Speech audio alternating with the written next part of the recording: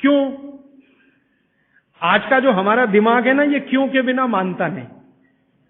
हाँ, क्यों क्यों ऐसा करें?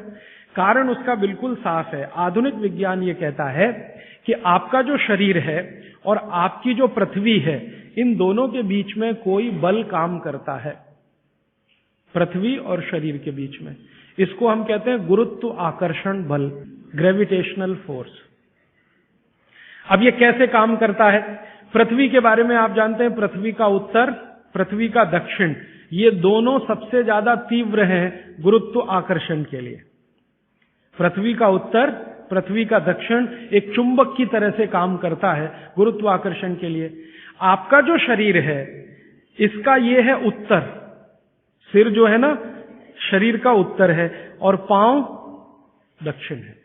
तो सिर का उत्तर और पृथ्वी का उत्तर, आप अगर पृथ्वी में उत्तर की दिशा में सिर करके सो गए, भागवत जी कहते नहीं सोना, मान लो सो गए, तो आपका सिर का उत्तर और पृथ्वी का उत्तर, उत्तर उत्तर दोनों साथ में आए तो फोर्स ऑफ रिपल्शन काम करता है।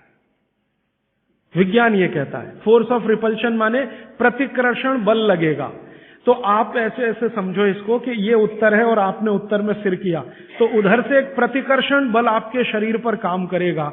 तो ये प्रतिकर्षण बल जब शरीर पर काम करेगा, धक्का देने वाला बल, तो आपके शरीर में संकुचन आएगा, कॉन्ट्रैक्शन।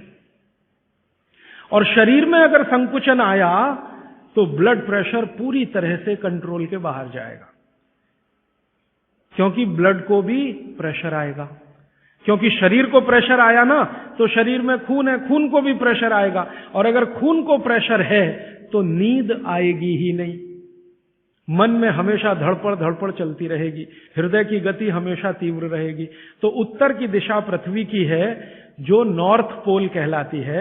हमारे शरीर का उत्तर ये है सिर। अगर ये दोनों एक ही दिशा में हो, फोर्स ऑफ रिपल्शन काम करेगा, प्रतिकर्षण बल लगेगा, शरीर में संकुचन आएगा, नींद आएगी ही नहीं।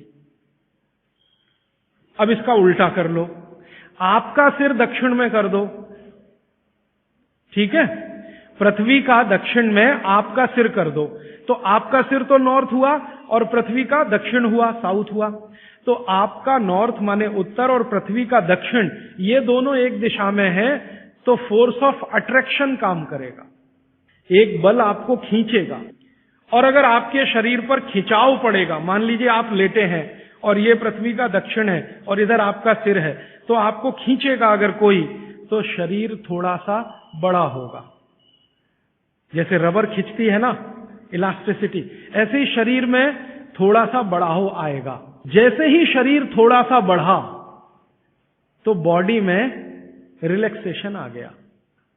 आप अंगड़ाई लेते हैं ना, एकदम शरीर को तान देते हैं, फिर क्या लगता है? बहुत अच्छा लगता है, क्योंकि शरीर को ताना तो उसके बाद शरीर में थोड़ा बढ़ाव आया, आप बहुत रिलैक्स फील करेंगे। तो इसलिए भागवत जी ने कहा कि दक्षिण में सिर करेंगे तो शरीर पर फोर्स ऑफ अट्रैक्शन है, उत्तर में सिर करेंगे तो फोर्स ऑफ रिपल्शन है। फोर्स ऑफ रिपल्शन में शरीर पर दबाव पड़ता है, फोर्स ऑफ अट्रैक्शन में खिंचाव पड़ता है। खिंचाव और दबाव एक दूसरे के विपरीत हैं। दबाव से शरीर में संकुचन आएगा, तो खिंचाव से शरीर में थोड़ा सा फैलाव आएगा। तो फैलाव है तो आप सुखी नींद लेंगे, और उस पर दबाव है तो नींद नहीं है। इसलिए उन्होंने बहुत बेहतरीन विश्लेषण दिया है। ये विश्लेषण मैं मानता हूं जिंदगी के सारे मानसिक रोगों को खत्म करने का अकेला है सूत्र। नींद अच्छी अगर ले रहे हैं आप, तो समझ लीजिए दुनिया में बहुत सारी चीजें आपके शरीर से बाहर। भोजन अच्छा है, नींद अच्छी है, और क्या चाहिए? तो आप नींद अच्छी लें, ब्रेन हमेशा आपका फोर्स ऑफ अट्रैक्शन पे रहे, इसके लिए दक्षिण में सिर करके सोना बहुत अच्छा, और नहीं तो पूर्व में करना। अब पूर्व क्या है? पूर्व के बारे में पृथ्वी पर रिसर्च करने वाले सब वैज्ञानिकों का कहना है कि पूर्व न्यूट्रल है। पूर्व जो है ना, न्यूट्रल है, ना तो वहां फोर्स ऑफ अट्रैक्शन है ज्यादा, ना फोर्स ऑफ रिपल्शन है, और अगर है भी तो दोनों एक दूसरे को बैलेंस किए हुए हैं। इसलिए पूर्व में सिर करके सोएंगे तो न्यूट्रल आप भी रहेंगे, तो आसानी से नींद आएगी और अच्छी नींद आएगी। पश्चिम का आप पूछेंगे जी, पश्चिम के लिए अभी रिसर्च होना बाकी है। भागवत जी मौन है उस पर, कोई एक्सप्लेनेशन देकर नहीं गए हैं। और आज का साइंस भी लगा हुआ है, कोई रिसर्च अगर आ गई तो मैं जरूर आप तक प्रेषित करूंगा। पश्चिम के बारे में सोने के हिसाब से, वैसे तो बहुत रिसर्च हो चुकी है पश्चिम पर, वास्तु वालों ने बहुत काम कर लिया है कि पश्चिम में क्या होना चाहिए क्या नहीं होना चाहिए, लेकिन सोने के हिसाब से, स्लीप के हिसाब से जो सूत्र में बात कर रहा हूं, वो रिसर्चेस पश्चिम पर कम हुई हैं, पूर्व पर हो चुकी हैं, दक्षिण पर बहुत हो चुकी हैं, उत्तर पर तो सबसे ज्यादा हो चुकी है। तो ये 3 दिशाओं को ध्यान में रखना है सोते समय। माने पूर्व में सिर करके सोए तो बहुत अच्छा, नहीं तो दक्षिण में। अब इसके आगे का सूत्र और भी मजेदार है, बहुत इंटरेस्टिंग है। भागवत जी कहते हैं कि किन को पूर्व में सिर करके सोना और किन को दक्षिण में, उन्होंने कैटेगरी बना दी। तो वो कहते हैं जो साधु हैं, जो सन्यासी हैं, जो ब्रह्मचर्य का पालन कर रहे हैं, जो गृहस्थ जीवन नहीं जी रहे हैं, जो दुनिया की मोह माया से दूर हैं, इन सबको पूर्व में ही सिर करना हमेशा। और जो दुनिया चला रहे हैं, घर चला रहे हैं, गृहस्थी चला रहे हैं, परिवार चला रहे हैं, पत्नी के साथ रह रहे हैं, बच्चों के साथ, उनको दक्षिण में ही सिर करना। अब यहां बिल्कुल क्लियर हो गया, अब कोई कंफ्यूजन नहीं रहना चाहिए।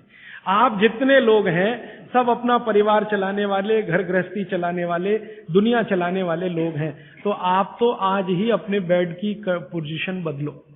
दक्षिण में सबके सिर होने चाहिए बेड के। और मेरे जैसे लोग जो शादी नहीं करते, ब्रह्मचारी हैं वगैरह वगैरह, इनको पूर्व में ही सोना। साधु जी, साध्वी जी जो भी हैं, जिनको अपने जीवन में नैष्ठिक ब्रह्मचर्य का पालन करना है, साधु महात्मा संत, इनको पूर्व में ही सोना है सिर रख के। और आप जैसे लोग जिनको घर गृहस्थी चलानी है, दक्षिण। अब यहां कोई कंफ्यूजन की गुंजाइश नहीं है, आप अपना याद रखो, मैं मेरा याद रखता हूं। अच्छा, आज के लिए इतने ही सूत्र। अब आप सवाल पूछ सकते हैं। साउथ डायरेक्शन में फोर्स ऑफ अट्रैक्शन है कहा आपने? सिर के लिए?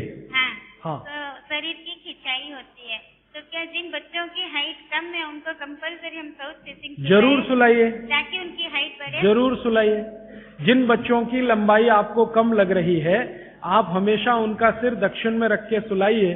थोड़े 3-4 साल के बाद आपको खुद महसूस हो जाएगा, हाइट बढ़ने का, लंबाई बढ़ती हुई दिखाई देगी।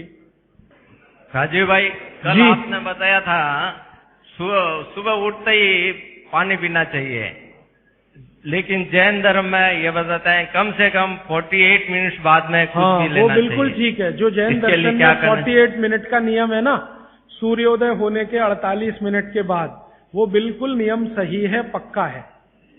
वो नियम क्या है वो हमें समझने की बात है। वो नियम ऐसा है, जो पानी है ना, पानी बहुत सारी जीव राशियों का संग्रह है। अब ये थोड़ी सूक्ष्म की बात है, मैं जाना नहीं चाहता था लेकिन सवाल पूछ लिया इसलिए कह रहा हूं। पानी जो है सूक्ष्म जीव राशियों का संग्रह है। आप चाहें तो पानी में लेंस लगा के देखें, करोड़ों करोड़ों सूक्ष्म जीव आपको दिखाई देंगे इधर उधर भागते घूमते। अगर देख लें तो दिल ही नहीं करे पानी पीने के लिए। ये तो सुबह सुबह क्या होता है कि आपका जो मुंह है, ये जो लार है ना, ये मैंने आपसे कहा कि सुबह के समय सबसे ज्यादा तीव्र होती है, मेडिसिनल प्रॉपर्टी ज्यादा होती है इस लार की। तो अगर आपने उठते से ही पानी पिया तो उसमें पूरी संभावना है कि ज्यादा जीव राशि की हत्या होगी। इसलिए जैन दर्शन ये कहता है अनावश्यक हिंसा से बचो। हिंसा से बच सकें ये आदर्श है, लेकिन अनावश्यक हिंसा से जरूर बचो। अनावश्यक, जरूरी नहीं है तो उसको हिंसा मत करो। तो अनावश्यक हिंसा से बचने के लिए जैन शास्त्रों ने, जैन आचार्यों ने ये कह दिया जी 48 मिनट के बाद पियो। ये 48 मिनट में क्या हो जाता है, 48 मिनट में आपके मुंह की जो लार है ना, इसकी जो क्षारीयता है ये कम हो जाती है, बहुत कम हो जाती है, बहुत तेजी से कम होती है। और इसकी क्षारीयता कम हुई, एल्केलिनिटी जिसको आप कहेंगे अंग्रेजी में, तो जीव राशि के मरने की संभावना उतनी कम हो जाती है। तो फालतू हिंसा से बचने के लिए जैन दर्शन ने ये कहा कि नवकार्षी एक शब्द इस्तेमाल करते हैं ना, हाँ, तो ये उसके साथ उन्होंने जोड़ा। वो 48 मिनट का कैलकुलेशन बागभट्ट जी का भी है। वो ये कहते हैं कि सुबह उठते ही 48 मिनट तक अगर आप इंतजार करते हैं तो मुंह की जो लार है इसकी क्षारीयता कम होना शुरू होती है। तो उठते ही पानी पीने में अगर आप जैन दर्शन पालन करते हैं तो 48 मिनट ध्यान रखो, और अगर आप जैन दर्शन पालन नहीं कर रहे हैं तो आपके लिए शायद हिंसा का उतना महत्व नहीं है, लेकिन करें तो आपके लिए भी अच्छा है। तो आप बोलेंगे जी 48 मिनट तक क्या करें, बैठे रहे? तो भगवान का नाम ले लो, आप ईश्वर का जाप कर लो, मंत्र का जाप कर लो, कुछ कर लो, और फिर पानी पियो, फिर उसके बाद आपकी दिनचर्या शुरू करो। ये बीच का रास्ता मैंने बताया जी। और कोई प्रश्न? हाँ, आपने शहद और घी के विरुद्ध बताए। शहद और घी, हाँ। तो जैसे जन्म होता है तो बच्चे को शहद और घी चटाया जाता है, एक ऐसा संस्कार है, तो वो कैसे? जी, ये जो संस्कार है ना, बच्चे को जन्म लेते ही शहद घी चटाने का, इस संस्कार को करते समय जो लोग हैं ना, कुछ चीजों का ध्यान नहीं रखें तो तकलीफ है। आयुर्वेद के हिसाब से अगर आप ध्यान नहीं रखते तो बहुत तकलीफ है। आयुर्वेद ये कहता है कि शहद और घी बराबर मात्रा एक साथ कभी भी लेंगे तो जहर ही है। लेकिन कुछ भारत में ऐसे समूह हैं जो अपने बच्चों को ये करते हैं, शहद और घी चटाते हैं, लेकिन सभी लोग भारत में ऐसा नहीं करते हैं। बहुत सारे लोग नहीं भी चटाते, लेकिन जो चटाते हैं उनको मैंने पूछा, ऐसे कुछ समूह हैं भारत में जो चटाते हैं, उनको मैंने पूछा तो वो मुझे एक इंटेलिजेंट उत्तर देते हैं, और वो बागवट जी का भी सही है। वो ये कहते हैं कि जी हमने शहद और घी साथ में चटाया तब जब उसमें गाय का मूत्र थोड़ा मिलाया था या गाय के गोबर का रस डाला था। अब ये जो गाय का गोबर और गोमूत्र की जैसी ही बात आती है तो तुरंत मेरे ख्याल में आता, पंचगव्य बनाते हैं ना, पंचामृत या पंचगव्य, तो उसमें शहद और घी भी होता है, लेकिन गोमूत्र के साथ या गोबर के रस के साथ। फिर हम लोगों ने थोड़ा काम किया कि ये गोमूत्र अगर मिला दिया शहद और घी में तो क्या इसकी विषकारकता कम हो गई?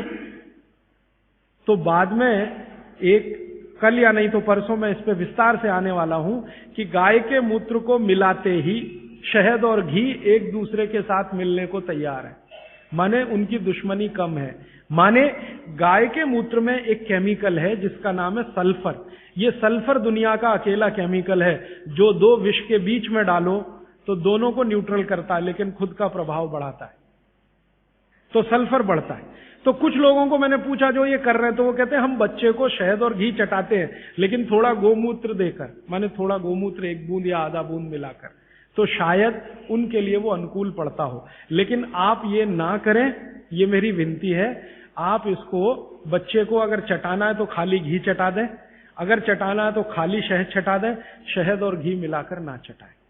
एक ही कंडीशन है कि जब बच्चे को कोई ऐसा गंभीर रोग ना हो, अगर मान लो कोई बहुत गंभीर रोग है जिसमें विष ही देना है, मान लीजिए कई रोग ऐसे हैं जिसमें विष दवा का काम करता है, ऐसे कई रोग हैं जिसमें विष दवा का काम करता है, उस कंडीशन में जरूर बच्चे को दिया जा सकता है। जैसे एक बहुत खराब रोग होता है, कई बच्चों को होता है, जन्म लेते ही उनके शरीर का जो त्वचा है ना, उनका रंग बदलना शुरू होता है। कई बच्चों को मैंने देखा एकदम तांबई कलर के हो जाते हैं, ये जो कॉपर होता है ना, कॉपर, ताम्र, उसी रंग के बच्चे की स्किन होना शुरू हो जाती है। उस बच्चे को जरूर शहद और घी ही चटाना पड़ेगा, नहीं तो ठीक नहीं होगा, उसके लिए वो काम आएगा। तो अलग अलग परिस्थितियों में, लेकिन सामान्य बच्चे के लिए ये ठीक नहीं है, उपयोगी नहीं। जी श्रीमान जी, आयुर्वेदिक दवाओं के साथ जो डॉक्टर की दवाएं भी चल रही है तो उसको ले सकते हैं? बिल्कुल मत लीजिए। दवा जो है ना, आप भरोसे से आयुर्वेद की लीजिए तो उससे ही आपको बहुत बड़े परिणाम मिल जाएंगे। एलोपैथी की दवाएं साथ में खाएंगे तो कोई अच्छे परिणाम तो नहीं, बुरे परिणाम जरूर आ जाएंगे। अर्जुन की छाल का जो पाउडर आप जी के साथ लेना कह रहे हैं, जब हम लेते हैं तो उसको पथरी के जैसे जमने की शंका रहती है या डाउट रहता है? अर्जुन की छाल से पथरी होने की शंका ना के बराबर है। पथरी होने की शंका एक ही चीज में है कि अगर आप चूना ज्यादा खाएं तो। अर्जुन की छाल से आज तक मैंने नहीं सुना किसी को पथरी हुई है, क्योंकि अर्जुन की छाल में जो कैल्शियम है वो बहुत ही कम है, और जो है वो बहुत आसानी से घुलनशील है, वो आसानी से डाइजेस्ट होता है। पथरी होने की संभावना तभी है जब आप ज्यादा चूना खाएं। जी पेशाब करने के पश्चात पानी पीना ठीक है या पहले पानी पीना? कल तक इंतजार कर लीजिए इस नियम के लिए, ये कल आने ही वाला है। आप पूछिए जी। क्या जी? काढ़ा? काढ़ा शाम को भी पी सकते हैं, लेकिन सुबह सबसे अच्छा। शाम को चाहे तो पी सकते हैं, लेकिन सुबह सबसे अच्छा। शाम को पिएंगे तो नुकसान तो कुछ नहीं है, लेकिन फायदा भी बहुत नहीं आएगा। फायदा सबसे ज्यादा काढ़े का लेना है तो सुबह का ही। जी जी जी, इनको चाय पीने की आदत है सुबह उठते ही, बहुत लोगों को होगी। इसका नुकसान बताएं। देखिए, मैं एक ही मिनट में आपको बताना चाहता हूं कि चाय जो आप बनाते हैं उसमें चाय से ज्यादा नुकसान है चीनी। ये जो शुगर है ना, चीनी, इसका चाय के साथ कोई मेल नहीं है। अगर आप चाय पी रहे हैं, वैसे तो मत पिए, क्योंकि आपकी तासीर के अनुकूल नहीं है। चाय के जो केमिकल है ना, भारत के लिए उपयोगी नहीं है, भारत में रहने वाले लोगों के लिए। यूरोप और अमेरिका के लिए बहुत अच्छी है यही चाय, हमारे लिए वो जहर है। कॉफी तो और भी ज्यादा, गर्म देशों में चाय कॉफी अच्छी नहीं है। फिर भी अगर आप पी रहे हैं, आप मानते हैं कि खराब है, लेकिन क्या करें, आदत से मजबूर है, तो मैं एक तरीका बता देता हूं। वो तरीका ये है कि चीनी की जगह गुड़ की चाय पी लीजिए। क्यों पी लीजिए वो समझिए। गुड़ जो है ना क्षारीय है, और चीनी है ना अम्लीय है। चीनी जब डिसइंटीग्रेट होती है तो उसके जो अंतिम परिणाम है वो एक एसिड के रूप में ही है, और गुड़ जब डिसइंटीग्रेट होता है तो उसका अंतिम परिणाम है वो क्षार के रूप में है। आपके पेट में अम्ल वैसे ही बहुत है, और सुबह सुबह तो ज्यादा ही होता है, और उस समय अम्ल वाली चाय और पिए जो चीनी मिलाई हुई है, तो ये एसिडिटी ही बढ़ाएगी आपकी। तो बेहतर है कि आप चाय पिए तो गुड़ वाली पिए। अब गुड़ वाली चाय जब पिएंगे तो दूध नहीं डाल सकते उसमें, क्योंकि दूध फट जाएगा गुड़ से, क्योंकि दूध और गुड़ की दोस्ती नहीं है। तो फिर बिना दूध की चाय पिए। तो आप काली चाय पिए, गुड़ डाल के पिए। और मेरी छोटी सी एक बात अगर मान लें कि अगर काली चाय गुड़ डालकर आप पी रहे हैं तो थोड़ा सा नींबू का रस डालें तो न्यूट्रलाइज होगी ये। नींबू का रस एसिडिक है, गुड़ जो है ना क्षारीय है, तो गुड़ मिलाई हुई चाय को अगर न्यूट्रल करना है तो थोड़ा नींबू डालकर नींबू की चाय पिए। ठीक है, ऐसा कर। लेकिन इसको पीने से पहले पानी जरूर पिए, वो नियम ना भूलें जी। हाँ, इसलिए मैंने बोला कि गुड़ में जो है ना क्षार है और नींबू जो है एसिडिक है, तो क्षार अम्ल मिले तो न्यूट्रल होगा, तो न्यूट्रल चाय हो जाएगी जब आप पिएंगे। मैं नहीं चाहता कि क्षारीय तत्व भी ज्यादा जाए आपके पेट में, क्योंकि क्षार भी नुकसान करता है। तो गुड़ डाल दिया तो क्षारपन आया चाय में, तो थोड़ा 2-3 बूंद नींबू के रस की डालिए तो फिर न्यूट्रल हो जाएगा, वो आप पिए। तो जीवन भर आप बिना किसी दुख और तकलीफ के पी सकेंगे उसको। और अगर आपको बन पाए तो हरे पत्ते की चाय ही पिए। ये जो चाय आती है ना बाजार में, टी डस्ट, ये आप में से किसी के लिए भी अच्छी नहीं है।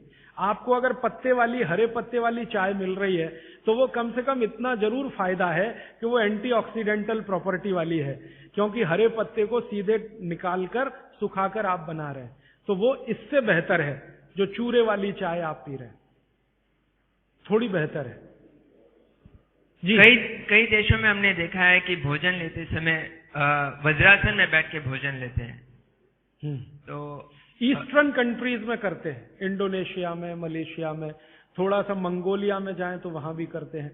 वज्रासन में बैठकर वो लोग भोजन कर सकते हैं, आपके लिए उतना अनुकूल नहीं है, क्योंकि आपको भोजन के बाद वज्रासन करना अनुकूल है। भोजन करते समय आपके लिए सुखासन या उकड़ू बैठकर आसन वही अनुकूल है। अब ये क्यों है, एक दिन रुक जाइए, परसों मैं एक्सप्लेन करने ही वाला हूं।